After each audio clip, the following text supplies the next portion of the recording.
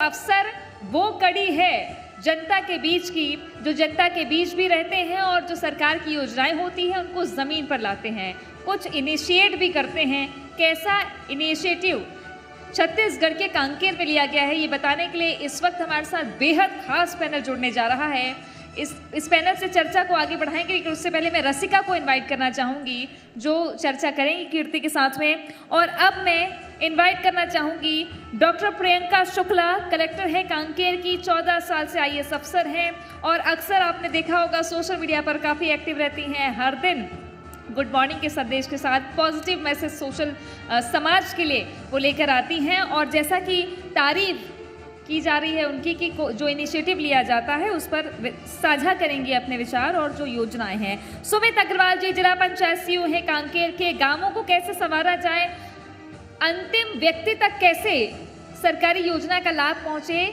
जिसमें जिला पंचायत की बहुत महत्वपूर्ण भूमिका होती है।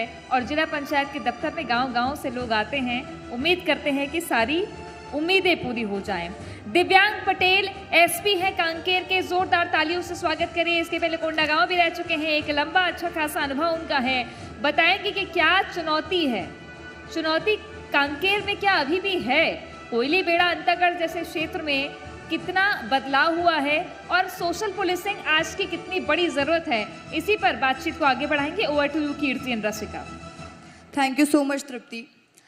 हमारे साथ खास पैनल मौजूद है। हम जानेंगे कि कांकेर में सुरक्षा के लिहाज से कितना काम हुआ या कांकेर के विकास की रफ्तार कितनी तेजी से आगे बढ़ रही है। लेकिन मैं सबसे पहला सवाल प्रियंका जी आपसे लेना चाहूँगी, और ये सवाल कांकेर से जुड़ा नहीं, आपसे जुड़ा है। आप डॉक्टर थी, फिर आप आईएएस बनी। एक स्टोरी मैंने आपकी देखी थी, मुझे पता चला कि आप जब फील्ड में जाया करती थी, जब आप लोगों के बीच में पहुंचा करती थी लोगों को जागरूक करने के लिए, तब आप कलेक्टर नहीं थी। तो आपको एक महिला ने कह दिया था तुम कहाँ की कलेक्टर हो, उसके बाद आपने ठान लिया कि मुझे कलेक्टर बनना। मैं ये स्टोरी आपसे खुद जानना चाहूँगी। देखिए, ये बात बिल्कुल सही है कि जब हम डॉक्टर होते हैं तब भी हम एक तरीके से सेवा ही कर रहे होते हैं लोगों की, उनसे बड़ा तो कोई सेवक होता नहीं है। ऐसा था कि मैं किंग जॉर्ज मेडिकल कॉलेज से पढ़ी हूँ और यूपी का बेस्ट कॉलेज है और देश के प्रथम 5 मेडिकल कॉलेजेस में आता है और गोल्ड मेडलिस्ट हूँ वहाँ की। और कई बारी जब हम लोग कॉलेज में होते हैं तो बहुत सी चीज़ें दिमाग में चल रही होती हैं। तो मैं जब छोटी बच्ची थी तो मेरे ज़िले में जो कलेक्टर थे उनके घर के सामने मेरे फादर अपना स्कूटर ले जाके खड़ा कर देते थे और बोलते थे कि तुझे बड़ा होकर के यहाँ पे कलेक्टर बनना है जब मैं कुंभ नहाने आऊँ। तो वो भी एक दिमाग में था। तो ये बैकग्राउंड में चल रहा था, but since I was very good in studies, मैं कभी सेकेंड नहीं आई क्लास में, कभी भी नहीं। मैं अकेडमी की भी टॉपर हूँ, लाल बहादुर शास्त्री नेशनल अकेडमी की। तो जब मैं कॉलेज में भी अच्छा कर रही थी तो एक दिमाग में आता है कि मुझे कुछ बड़ा करना है, तो मैं पीडियाट्रिक सर्जन बनना चाहती थी। तो जब मैं सीएचसी में इंटर्नशिप कर रही थी सामुदायिक स्वास्थ्य केंद्र में, तो एक महिला अक्सर आया करती थी और बोलती थी कि कभी बताती थी उनका पेट खराब है, कभी उनके बच्चों का पेट खराब है। तो हर हफ्ते लगभग वो आती थी और मैं उन्हें बताती थी कि देखिए सिर्फ दवा से ये समस्या हल नहीं होगी, आपको साफ पानी पीना पड़ेगा। तो वो हाँ हाँ करके जाती थी, फिर 10-15 दिन बाद आ जाती थी। तो एक बार ये हुआ कि हमें फील्ड में जाना है, तो बड़े उत्साह के साथ हम लोग सब फील्ड में गए and I made it a point कि उनके घर तो मुझे पक्का जाना है आज देखने के लिए कि समस्या कहाँ है। तो मैं जब वहाँ गई तो देखिए, अभी हम गांव में जाते हैं तो मेरे ख्याल से शहर से कहीं ज़्यादा सफाई आपको गांव में मिलेगी, लोग बहुत कॉन्शियस रहते हैं उसको लेकर। पर उनके घर में ऐसा नहीं था। उनके घर में कुछ जो पानी के बर्तन थे उसके अंदर काई लगी हुई थी और वो पानी उबाल के नहीं पी रहे थे। तो उस समय मैं उनको इतने दिन से समझा रही थी और मेरी बात नहीं सुन रही थी, तो थोड़ा सा मुझे गुस्सा आया। मैंने कहा आपको मैं इतने दिन से समझा रही हूँ और आप मेरी बात नहीं सुन रही हैं। तो उन्होंने मुझे जवाब दिया, क्यों सुनूँ तुम्हारी बात, कलेक्टर हो कहीं की। तो मेरे मन में ये बात घर कर गई कि यदि मुझे लोगों से उन लोगों को बात सुनाते हुए उनको ये समझाना है कि ये सही है उनके लिए, तो शायद कलेक्टर बनना मदद करे। और निस्संदेह 14 साल की नौकरी हो चुकी है, निस्संदेह इसने मदद किया है। बिल्कुल, तो कलेक्टर बनी और लोगों की लगातार मदद कर रही हैं और निरंतर इसी तरह से प्रयास करती रहेंगी, ये हम भी कामना कर रहे हैं और कहीं ना कहीं कांकेर की जनता भी इसी तरह की कामना करती होगी। अब आपसे मेरा सवाल है दिव्यांग पटेल जी, सुरक्षा की जिम्मेदारी आपके कंधों पर है। कांकेर जिले की अगर बात करते हैं तो पुलिस विभाग की यहाँ पर प्राथमिकताएं क्या कुछ हैं? जैसे कि आप जानते हैं कांकेर जिला नक्सल प्रभावित जिला है। खास करके इसका अंतागढ़ ब्लॉक, कोयलीबेड़ा ब्लॉक, पखानजूर का एरिया, ये सभी एरिया हाईली नक्सल अफेक्टेड एरिया है। यहाँ पे नक्सल क्षेत्रों में जहाँ तक आम लोगों तक अंतिम छोर के गांव तक हम लोगों की पहुँच नहीं हो पा रही है, वो पहुँच को पहुँचाना, गांव-गांव तक सड़कें पहुँचाना, गांव-गांव तक मोबाइल नेटवर्क पहुँचाना, जो कि आज की पब्लिक की डिमांड है कि हर गांव में सड़कें होनी चाहिए, हर गांव में मोबाइल नेटवर्क होनी चाहिए। ये पूरा करना, उसके लिए सिक्योरिटी प्रदान करना, जहाँ पे भी विकास के कार्य होते हैं वहाँ पे बाधाएं बढ़ जाती है। हमारे द्वारा लगातार सुरक्षा दी जाती है, लगातार प्रयत्नशील रहा जाता है। और आज हम कांकेर की बात करें तो रेलवे लाइन, जो कि ऑलमोस्ट पहले भानु प्रतापपुर था, तो आज अंतागढ़ तक रेलवे लाइन चल रही है, ताड़ोगी तक कंप्लीट हो गया है और रावघाट तक ऑलमोस्ट पहुंच जाएगी। पखानजूर और कोयलीबेड़ा ब्लॉक के दो बड़े टाउन पखानजूर और कोयलीबेड़ा जोड़ने का रोड का काम ऑलमोस्ट कंप्लीट हो गया है, 99% कंप्लीट हो गया है, अगले कुछ दिनों में पूर्ण हो जाएगा। तो ये सभी बड़े बड़े काम जिसके लिए हमारे द्वारा सुरक्षा प्रदान किया जाता है, उसमें काफ़ी रिस्क रहता है। कई बार इसमें आईडी ब्लास्ट हुआ है, कई बार हमारे जवान भी शहीद हुए हैं, कई बार एक्सचेंज ऑफ फायर हुआ है। ये बहुत ही रिस्की रहता है, फिर भी लगातार जवानों के द्वारा प्रयत्नशील रहते हुए अपनी जिम्मेदारियों को बखूबी निभाया जा रहा है। क्या बात है, लगातार कांकेर पुलिस काम कर रही है, एक्टिव है और नक्सलवाद को खत्म करने की कोशिश भी आप लोग कर रहे हैं। बहुत खूब जोरदार तालियां हो जाए एक बार इनके लिए। सुमित जी, अगला सवाल मेरा आपसे रहेगा, कांकेर जिले में जो जिले की पंचायतों में किन मुद्दों पर प्राथमिकता दी जा रही है?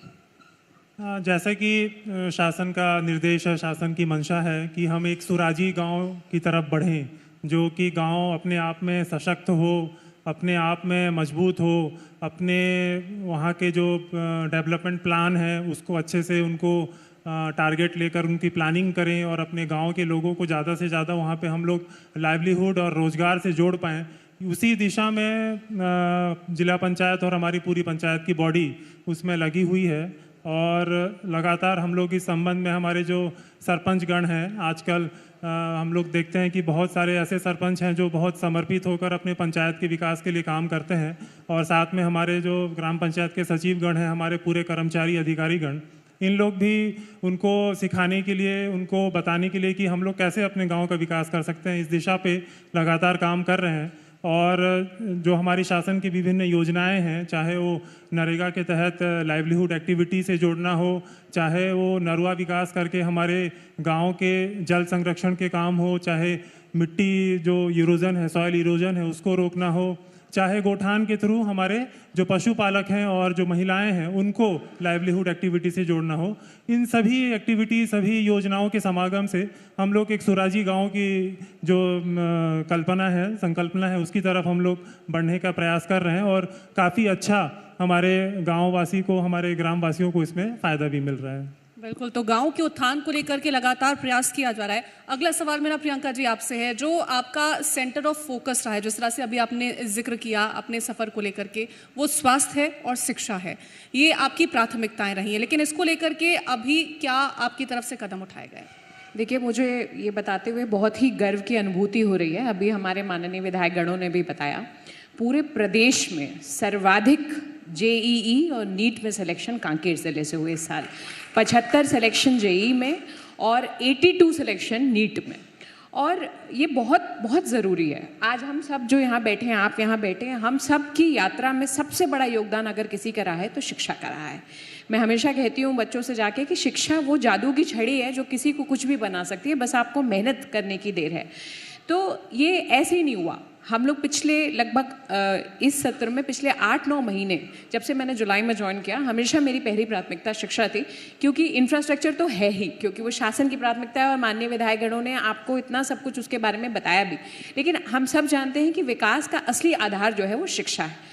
तो अक्सर ऐसा होता है कि अंदरूनी क्षेत्रों में, क्योंकि बच्चे अपने माता पिता को मदद करते हैं खेती किसानी में और बाकी चीज़ों में, तो उनकी उपस्थिति उतनी ज़्यादा नहीं होती। तो हमने उस पर बहुत ज़्यादा काम किया। हमने कार्यक्रम चलाया, अनुरोध कार्यक्रम, जिसमें शिक्षक जा करके पेरेंट्स से रिक्वेस्ट करते थे, बच्चों को समझाते थे कि पढ़ाई कितनी ज़रूरी है, और जिन बच्चों की पढ़ाई छूट गई उनके लिए रेमीडियल क्लासेस लगाई कि वो उस जो बच्चे क्लास अटेंड कर रहे थे उनके बराबर आ सके। इसके अतिरिक्त जो है हमने हर बच्चे की स्तर को समझते हुए उसके अनुसार उसको पढ़ाया। आपको जान के खुशी होगी कि हमारा रिजल्ट कभी भी 90% के ऊपर पासिंग नहीं था। हम लोग 75% 80% आए थे। इस बार 90% बच्चे जो है हमारे 10th क्लास में पास हुए और 91% बच्चे हमारे 12th क्लास में पास हुए। और पिछली साल केवल 48 स्कूल ऐसे थे जिनका 100% रिजल्ट था। इस बार 101 स्कूल ऐसे हैं जिनका 100% रिजल्ट है। तो हमारा और काम क्या किया, अधिकतर लोग क्या करते हैं कि जब जेई और नीट की कोचिंग देनी होती है तो एक कोचिंग संस्था खोल दी जाती है और वहाँ बच्चे जाते हैं और उनको पढ़ाया जाता है। हमने ऐसा नहीं किया। हमने प्रत्येक शासकीय स्कूल में जेई और नीट की कोचिंग की व्यवस्था करी। और यही नहीं, आपको जान के खुशी होगी कि एक national means cum merit scholarship exam होता है। उसमें यदि बच्चे का चयन हो जाए तो उस बच्चे को ताउम्र पढ़ाई के लिए स्कॉलरशिप मिलती है और ये राष्ट्रीय योजना है। पिछले साल लगभग 500 बच्चे बैठे थे। इस बार हमने 5,500 बच्चों के फॉर्म भराए हैं, क्योंकि 500 में से 136 सेलेक्ट हुए थे, तो 5,500 में से अगर 1,000 सेलेक्ट हो गए तो उनको आगे शिक्षा का अपनी जो शिक्षा का भार है, आर्थिक भार है, उसकी चिंता नहीं करनी पड़ेगी। स्वास्थ्य का सर ने सभी ने आपको बताया ही, हमारे CHO साहब ने भी बताया, हम आयुष्मान भारत के इम्प्लीमेंटेशन में नंबर 1 हैं। हम जो मुख्यमंत्री जी की बहुत महत्वपूर्ण योजना है, मुख्यमंत्री हाट बाजार क्लिनिक योजना, उसमें भी हम नंबर 1 हैं। इसके अतिरिक्त हमारा जो डिस्ट्रिक्ट हॉस्पिटल है वो पहला डिस्ट्रिक्ट हॉस्पिटल है जहां MRI की सुविधा उपलब्ध हुई। इसके अतिरिक्त विधायक मैडम ने जब नया शुरू किया भानु प्रतापपुर ने, तो उन्होंने चिंता व्यक्त की कि उनके क्षेत्र में सिजेरियन सेक्शंस नहीं होते थे। तो आपको जान के खुशी होगी कि हमारे CHC में भी अब सिजेरियन सेक्शन होने लग गए हैं। तो मेरा ये मानना है, मैं भी डॉक्टर हूँ और हमारे SP साहब भी डॉक्टर हैं, तो डॉक्टरों का ज़िला है तो मेडिकल सुविधाएँ तो अच्छी होनी चाहिए। तो लगातार इसके लिए कोशिश जारी है और हम उम्मीद करते हैं कि आगे आने वाले समय में भी हम इसमें अच्छा काम करेंगे। क्या बात है। दिव्यांश जी, मेरा सवाल आपसे रहेगा, नक्सल प्रभावित इलाके जो हैं वहाँ पर कितनी चुनौतियाँ हैं? कांकेर का अंतागढ़, कोयलीबेड़ा, पखानजूर ये ब्लॉक बहुत ही नक्सल प्रभावित है। वहाँ पे आए दिन कुछ ना कुछ नक्सली घटना होती रहती है, लेकिन फोर्स के द्वारा भी लगातार वहाँ पे नक्सल विरोधी अभियान चलाए जाते हैं। विश्वास, विकास और सुरक्षा, ये त्रिवेणी का मंत्र बस्तर संभाग में चल रहा है। ये त्रिवेणी के साथ हम लोग विश्वास लोगों का जीतने का प्रयास कर रहे हैं। गांव-गांव में सामुदायिक पुलिसिंग कार्यक्रम हम कर रहे हैं। हर गांव में जाने का हमारा प्रयास रहता है, लोगों से जुड़ने का प्रयास रहता है, उनकी समस्याओं जानने का प्रयास रहता है। उनकी जो विकास की भावना है, जो उनको विकास चाहिए, वो पहुंचाने का हमारा प्रयास रहा है। मनवा नवा नार की हम योजना चलाए हैं, जिसमें कैंप, जहाँ पे नया कैंप खुलता है, वो कैंप के साथ ही गांव में और सुविधाएं जैसे बिजली की सुविधा, पानी की सुविधा, राशन दुकान की सुविधा, मेडिकल की सुविधा, ये सारी सुविधा कैंप के साथ पहुँचे, इसके लिए मनवा नवा नार का प्रोग्राम चलाया जाता है। और ये विश्वास, विकास, इसी के साथ पुलिस विभाग और हमारे यहाँ सेंट्रल फोर्सेस भी है, BSF की 8 बटालियन है, SSB की 2 बटालियन है। ये सभी बटालियनों के द्वारा सुरक्षा मुहैया कराया जाता है, ताकि जो गांव का व्यक्ति है वो अपने आप को सुरक्षित महसूस करे और वो आगे बढ़ पाए। बिल्कुल, तो नक्सल प्रभावित इलाका है और यहाँ पर सुरक्षा सबसे ज़्यादा मायने रखती है और इस वजह से किस तरह से सुरक्षा यहाँ पर दी जा रही है वो हमने जानने की कोशिश की है। सुमित जी, सवाल आपसे है, कांकेर के गांव को लेकर के हम जब बात करते हैं तो आपके दिमाग में क्या आता है कि और क्या कुछ होना चाहिए बेहतर ताकि और आगे बढ़ सके कांकेर? जैसे कि शासन द्वारा विभिन्न प्रकार की योजनाएं प्रारंभ की गई हैं, चाहे वो नरवा, गरवा, घुरवा, बाड़ी हो, चाहे रीपा योजना हो, चाहे हमारा गोधन न्याय योजना हो, और अभी हाल फिलहाल में ही कुछ दिन पहले ही ग्रामीण आवास न्याय योजना भी छत्तीसगढ़ शासन द्वारा लागू की गई है, जिसका कि पंचायत विभाग द्वारा लगातार उसका क्रियान्वयन किया जा रहा है। तो हमारा लगातार प्रयास यही है और सोचना यही है कि ज़्यादा से ज़्यादा हम स्थानीय लोगों को कैसे विभिन्न प्रकार के लघु उद्योग, ग्राम उद्योग से उनको जोड़ पाएँ और ज़्यादा से ज़्यादा उनको रोजगार स्थानीय स्तर पर ही उनको उपलब्ध करा पाएँ, जिससे कि उनको कहीं बाहर ना जाना पड़े और अपनी वो जो, क्योंकि यहाँ का मुख्य जो एक उनका ऑक्यूपेशन है खेतीबाड़ी का, तो खेतीबाड़ी के साथ साथ वो अन्य आजीविका गतिविधि भी कर पाएँ और अपने आय के स्रोत को बढ़ा पाएँ। तो उसी पे हमारा जोर है जैसे कि फॉरेस्ट, क्योंकि हमारा एक फॉरेस्ट डोमिनेटेड डिस्ट्रिक्ट भी है, तो हम लोग वैल्यू एडिशन और उसका प्रोसेसिंग और उसका आगे उसको कैसे ब्रांडिंग करके, कैसे पैकेजिंग करके उसको आगे और मार्केट उसको बढ़ाना है, कैसे उसको और डेवलप करना है, इसी पे हमारा लगातार जोर है। हमारे ज़िले में 14 रीपा भी संचालित हैं और साथ में इसके अलावा भी हमारे हॉर्टिकल्चर और फिशरीज़ और वेटनरी के क्षेत्र में भी हमारे स्वयं सहायता समूह की महिलाएं हैं और जो गाँव के युवक हैं वो उसमें लगे हुए हैं। तो लगातार हमारा इस और प्रयास है कि ज़्यादा से ज़्यादा उनके आय में वृद्धि की जाए और उनको रोज़गार से जोड़ा जाए और उनको संपन्न किया जाए, ताकि किसी भी प्रकार को उनको आर्थिक समस्या का सामना ना करना पड़े। प्रियंका जी, 14 साल हो चुके हैं आपको आईएएस रहते हुए, जब पन्ने पलटती हैं तो क्या पाती हैं?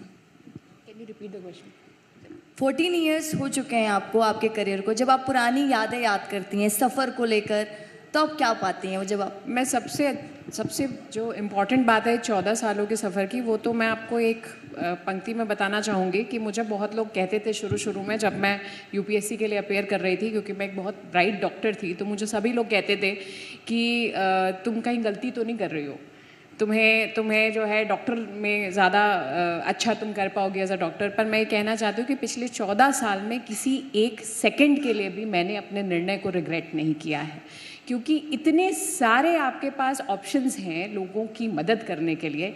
अभी जैसे सुमित बता रहे थे, मैं आपको बताऊं कि स्वसहायता समूह में जो सीमार्ट आपने सुना होगा, उसमें हम लोग लगभग 2 करोड़ के ऊपर की हम बिक्री करवा चुके हैं सामान की, और ये सब पैसा एसएचजीज को जाता है और इसमें भी हम नंबर 1 हैं। तो उसके बाद वो जो महिलाओं की खुशी है वो देखते ही बनती है। इसी तरीके से हम लोग लगभग 1200 बच्चों को रोजगार से जोड़ चुके हैं कौशल विकास के माध्यम से।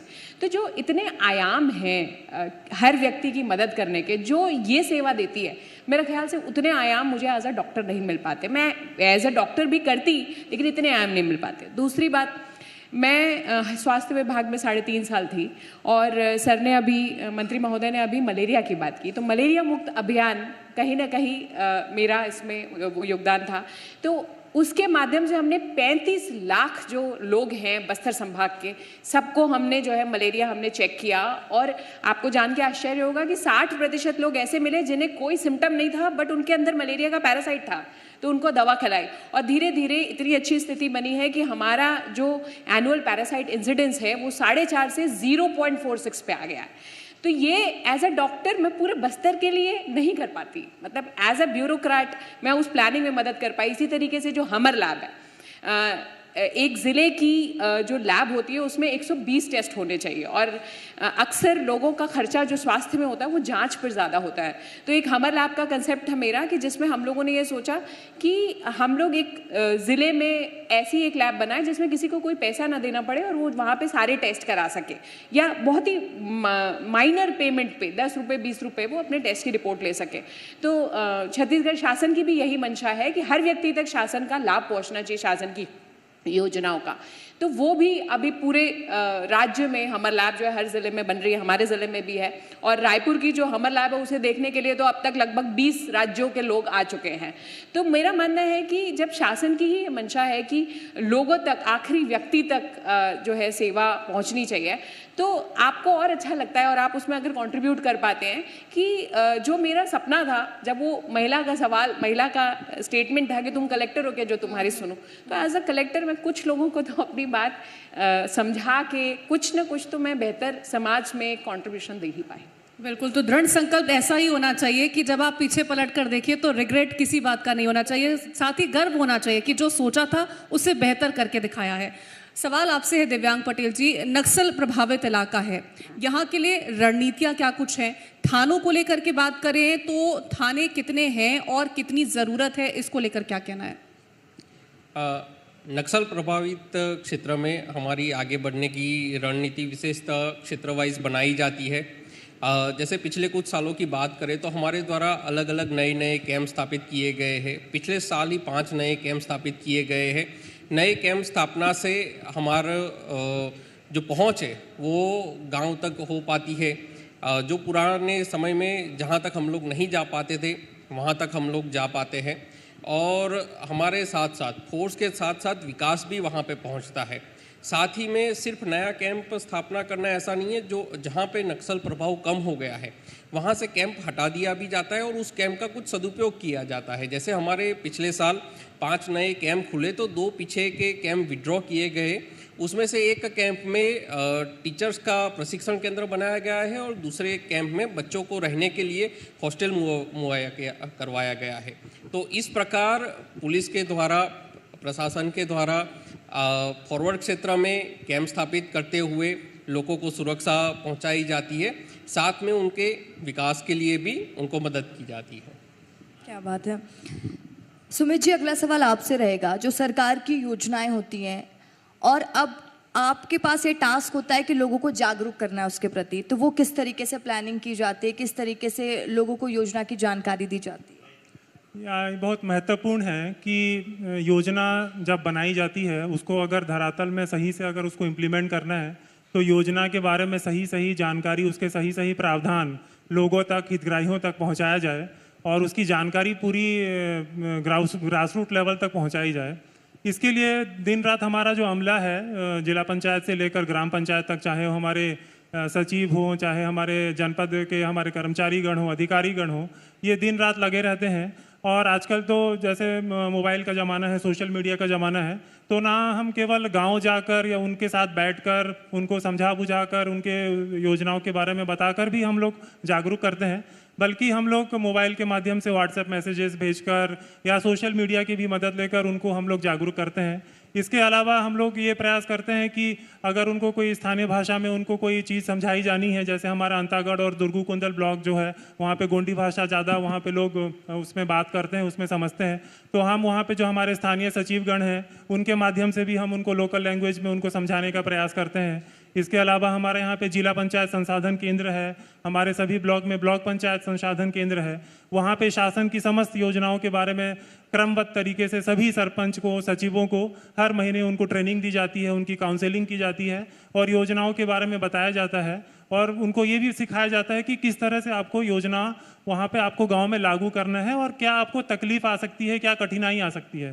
क्योंकि कई बार होता है कि योजना किसी एक विभाग का नहीं होता है, उसमें 3-4 विभाग का कोऑर्डिनेशन होता है, उनमें आपसी सामंजस्य हमको बिठाना होता है। तो कैसे अन्य विभागों की मदद लेना है, कैसे उनसे बात करना है, कैसे उनका हेल्प लेना है, ये सब भी उनको बताया जाता है। और हम लोग ये प्रयास करते हैं कि अच्छे से हम पूरा ग्रास रूट लेवल तक ये बात पहुंचा पाएँ और शासन की योजनाओं को उन तक उनका लाभ उनको दिला पाएँ। बिल्कुल, तो शासन की योजनाओं का ज़्यादा से ज़्यादा लाभ पहुँचे, ज़्यादा से ज़्यादा जानकारी पहुँचे, इसके क्षेत्र में आप काम कर रहे हैं। सवाल मेरा आपसे है प्रियंका जी, चुनाव नज़दीक है, मतदाता जागरूकता को लेकर के क्या क्या कदम उठाए जा रहे हैं? इसमें भी हम लोगों ने बहुत अच्छा काम करने की कोशिश की है। सुमित खुद स्वीप नोडल अधिकारी हैं और मतदाता जागरूकता देखिए बहुत आवश्यक है। हम लोग आज देख रहे हैं कि पूरे विश्व में जो है लोकतंत्र पे अलग अलग तरीके की थ्रेट्स हैं और अगर लोकतंत्र को हमें ज़िंदा रखना है तो मतदाता का वोट करना बहुत ज़्यादा ज़रूरी है। तो मुझे बताते हुए बहुत खुशी हो रही है कि इस बार जो अभी विशेष पुनरीक्षण अभियान चल रहा है था, जो 11 तारीख को ख़त्म हुआ, उसमें अब तक कांकेर के इतिहास में इतने लोगों ने अप्लाई नहीं किया था अपना नाम जुड़वाने के लिए जितना इस बार किया है। 75,000 फॉर्म जो है हमारे विशेष पुनरीक्षण अभियान में है, जिसमें से लगभग 50,000 फॉर्म या तो फॉर्म 6 है या फॉर्म 8 है। फॉर्म 8 जो है वो शिफ्टिंग के लिए होता है, दूसरी जगह से जो लड़की शादी करके आई है, और फॉर्म 6 नया नाम जुड़वाने के लिए होता है। कल ही एक खबर थी, आपने शायद पढ़ी हो, कि एक 93 साल के व्यक्ति ने पहली बार अपना नाम जुड़वाया। तो इस क्षेत्र में हम डेफिनेटली, जब हम यहाँ जो हमारा काम है शासन की योजनाओं को इम्प्लीमेंट करना तो है ही, साथ में जो हमारी जिम्मेदारी है as a district election officer या एक as a part of the election machinery, उसको भी हमें जो है अच्छे से प्रभावित रूप से उसका क्रियान्वयन कर सके, ये भी हमारी जिम्मेदारी है। तो अब तक हमारी कोशिश यही रही है, बल्कि आज भी हम लोग थोड़ा BLOs का काम देखने गए थे और इस बार हमारे BLOs ने बहुत मेहनत की है। इसको कहते हुए मुझे 1 मिनट का भी वो नहीं है कि डाउट नहीं है कि उन्होंने बहुत मेहनत की और मुझे पूरी उम्मीद है कि जिस विश्वास के साथ उन्होंने लोगों का नाम जुड़वाया है और उसी विश्वास के साथ वो आगे भी काम करेंगे और निश्चित तौर पे इस बार हमारी वोटिंग परसेंटेज बढ़नी चाहिए। क्या बात है। दिव्यांग जी, सोशल पुलिसिंग किस तरीके से कांकेर में की जा रही है? कांकेर में लगातार कम्युनिटी पुलिसिंग के द्वारा अंतिम ग्रामीण तक पहुंचने का प्रयास किया जा रहा है। जिस क्षेत्र में आज तक नहीं पहुंचे थे और जो नक्सल का गढ़ माना जाता है, ऐसे रावस एरिया, किस्कोडो एरिया और अंदरूनी एरिया तक हमारे द्वारा पहुंचा जाता है। जब हम वहां पहुंचते हैं तो गांव वाले हमको देख के काफ़ी खुश होते थे कि सर आप लोग पहली बार हमारे पास आए हैं। और गांव वाले, हमने अंदर जाके देखा कि गांव वाले सही में पुलिस प्रशासन से जुड़ना चाहते हैं। नक्सल समस्या से गांव वाले काफ़ी पीड़ित है, जिसकी वजह से उनको विकास नहीं मिल रहा है, जिसकी वजह से उनके बच्चों को एजुकेशन नहीं मिल रहा है, जिसकी वजह से उनको मेडिकल सुविधाओं में परेशानी होती है। जब हम आगे फॉरवर्ड कैंप बिठाते हैं और साथ में नक्सल अभियान के द्वारा आगे बढ़ते हैं तो ये गांव के लोग काफ़ी खुश होते हैं। वहाँ पे जब हम लोग सामुदायिक पुलिसिंग करते हैं, वो हमसे जुड़ते हैं और अपनी समस्याएं हमें बताते हैं और उनकी समस्याओं को सुलझाने के लिए हम हर तरह का प्रयास करते हैं, जिससे कि पब्लिक और पुलिस में एक बहुत अच्छे से बॉन्डिंग बनती है और हमारा कार्य और बेहतर तरीके से और अच्छे तरीके से और आसानी से हम कर पाते हैं। एक और सवाल है मेरा सुमित जी, नक्सल इलाके की बात करते हैं, सरकार की हमेशा से कोशिश रहती है कि नक्सली जो है वो मुख्य धारा से जुड़ें, कोशिश हमेशा से यही रहती है। तो आप लोगों का प्रयास क्या रहा कि कैसे नक्सलियों को मुख्य धारा से जोड़ा जाए?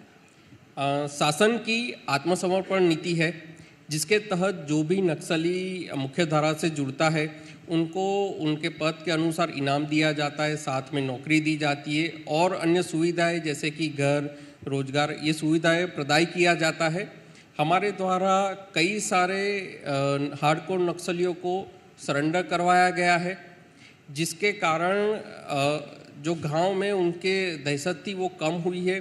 साथ ही इनके द्वारा हमें काफ़ी सारे मदद मिलती है अंदरूनी क्षेत्रों में काम करने के लिए और उनके जीवन में भी सुविधा आती है।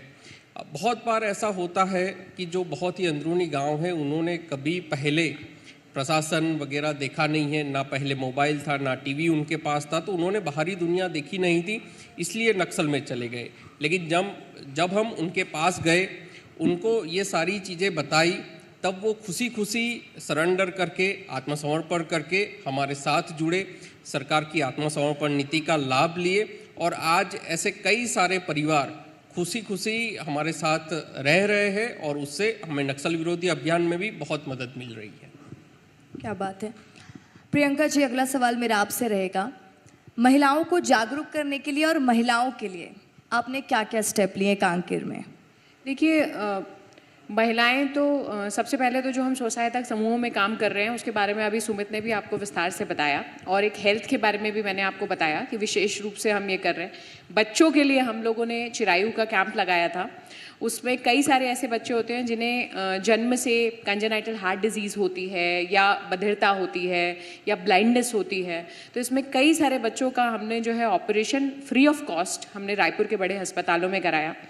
और महिलाओं के प्रति तो हमेशा मेरा विशेष लगाव रहेगा ही, क्योंकि क्या होता है कि जब आप किसी जगह पे बोलने जाते हैं तो कई लोगों के लिए आप रोल मॉडल होते हैं, तो आपके लिए आपसे वो बात करने में ना उनको कोई भी शंका नहीं होती, तो वो आ करके आपको बताते हैं। तो इसमें मैं आपको बताना चाहूँगी कि एक महिला एक बारी हमारे पास जो ईजन चौपाल हमारा होता है उसमें आई थी। उनके हस्बैंड कुछ काम नहीं करते थे और वो बहुत परेशान थी कि उनका एक बच्चा भी है और वो किस तरीके से अपना जीविकोपार्जन कर पाएंगे। तो जैसे कि अभी माननीय विधायक महोदय ने बताया, हम लोग कौशल विकास में बहुत काम कर रहे हैं, तो हमने उनसे बोला कि आपको हम कुछ एक कौशल विकास का प्रशिक्षण कराएंगे, पर आपको घर भी छोड़ के जाना पड़ सकता है। और उस महिला ने बड़े खुशी खुशी कहा कि मैडम मैं तो इतनी ज़्यादा काम चाहती हूँ कि आप जो कहोगे मैं करूँगी।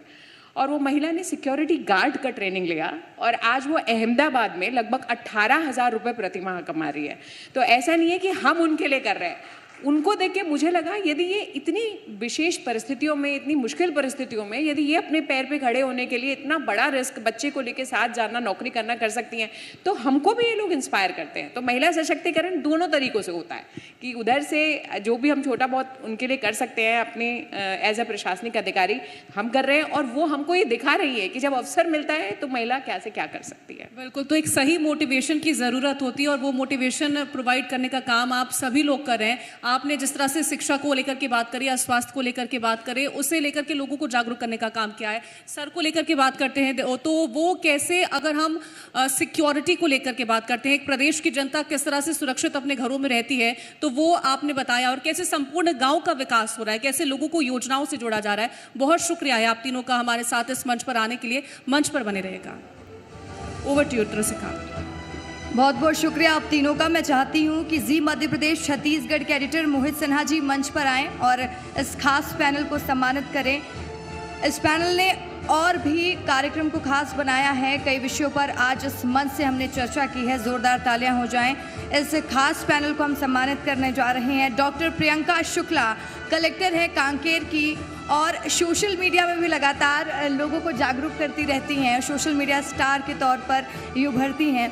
सुमित अग्रवाल जिला पंचायत सीईओ हैं कांकेर के, उनके लिए भी जोरदार तालियां हो जाए। तो लगातार तालियां बजती रहनी चाहिए क्योंकि ये वो अधिकारी हैं जो दिन रात मेहनत कर रहे हैं कांकेर के लिए, कांकेर को नंबर 1 बनाने के लिए। दिव्यांग पटेल एसपी कांकेर, जोरदार तालियां इनके लिए। तो जी मध्य प्रदेश छत्तीसगढ़ के खास कार्यक्रम इमर्जिंग कांकेर में हमने कई विषयों पर चर्चा की, कई विषयों पर बात की, जनप्रतिनिधियों से बात की, अधिकारियों से बात की। कांकेर किस तरीके से नंबर 1 बन रहा है, कांकेर के नंबर 1 बनने का सफ़र क्या रहा है, इन तमाम विषयों पर आज इस मंच से हमने बातचीत की है और ये समझ में आया कि गढ़वो नवा छत्तीसगढ़ का जो नारा सरकार का रहा है उसमें कांकेर की अहम भूमिका रही है। सभी के लिए जोरदार तालियां हो जाए।